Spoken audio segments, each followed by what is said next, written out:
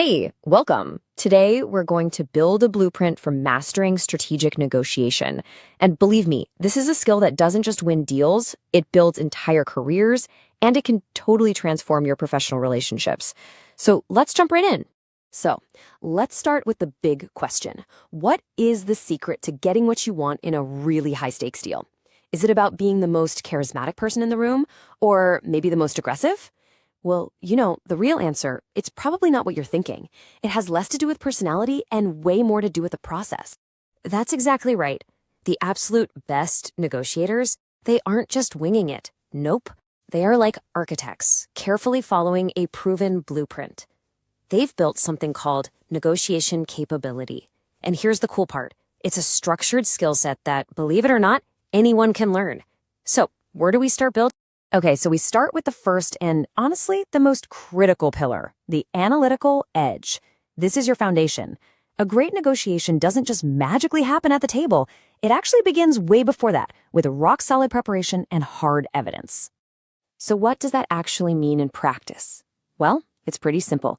It means you have to do your homework. It's all about building an unshakable strategic position by gathering all the key information before you ever even think about sitting down with the other party. You're basically replacing I think with I know. So, how do you actually build this foundation of facts? Well, you've got 3 core tools in your toolbox. You're going to gather market intelligence to really understand the going rates. You'll do a cost analysis to see if their price is even in the right ballpark. And my personal favorite, you'll use the total cost of ownership, or TCO, to uncover the real cost of the deal. Now, TCO, this one's a game changer because it completely reframes the whole conversation. It forces you to look way beyond just the sticker price.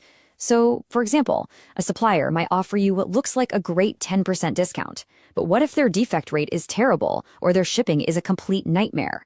TCO brings all of that to light, giving you a much more accurate picture of a deal's true value.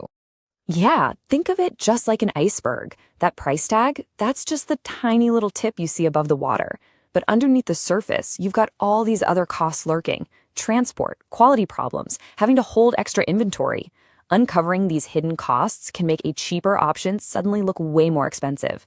And this analysis, this becomes your secret weapon at the negotiating table.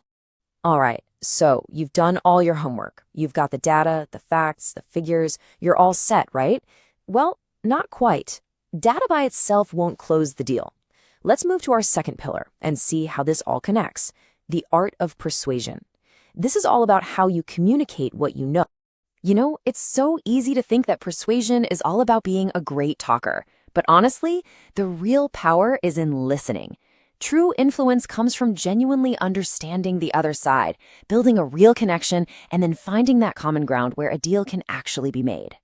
And we can actually break this down into 4 key skills you need to have in your back pocket. You have to master active listening to hear what's really being said. You've got to use framing and anchoring to present your case in the best possible light. You need to build rapport to create trust, and then you deploy specific persuasive techniques. Let's talk about framing for a second. Just look at the power of this. It's night and day. Saying, this is expensive, that's like hitting a brick wall. The conversation just stops. But reframing it as, this option offers better value in the long run, well, that builds a bridge. It opens the door to talk about long-term benefits, not just the short-term cost. And then you combine that killer framing with some really powerful techniques.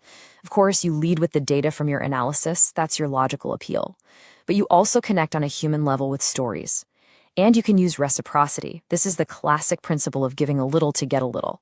For instance, you might say, look, if we can agree on a longer contract, I can probably offer a small discount.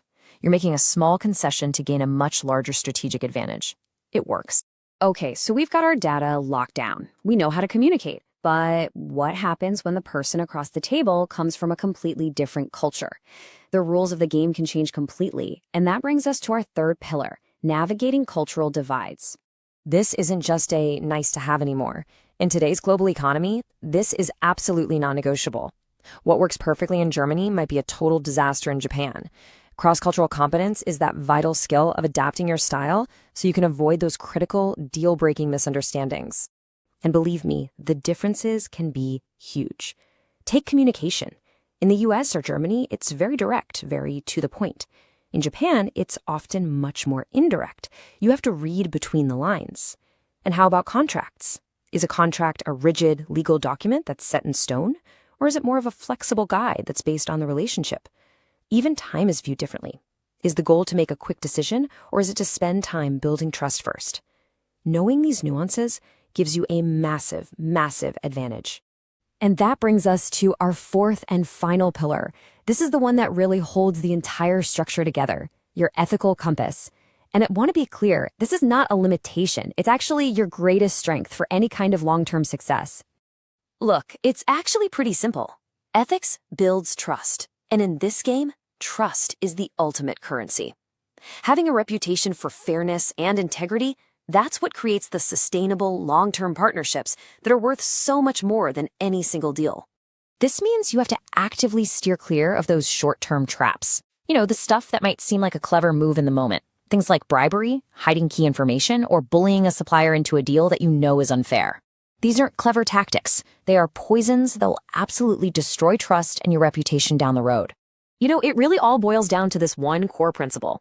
Building trust is an asset, and it is always, always more valuable than any short-term gain you can squeeze out of a single deal. This is how you play the long game and win. And there it is. That's your blueprint for success. It all starts with sharp analysis. It gets communicated through the art of persuasion. It's adapted with cultural awareness, and the whole thing is held together by a strong foundation of ethics. So, we've laid out the blueprint, but now the real question, that's for you. As you look at these 4 pillars, which one are you going to focus on strengthening first? Because your journey to becoming a master negotiator, it starts right there with that answer. Thanks for joining me.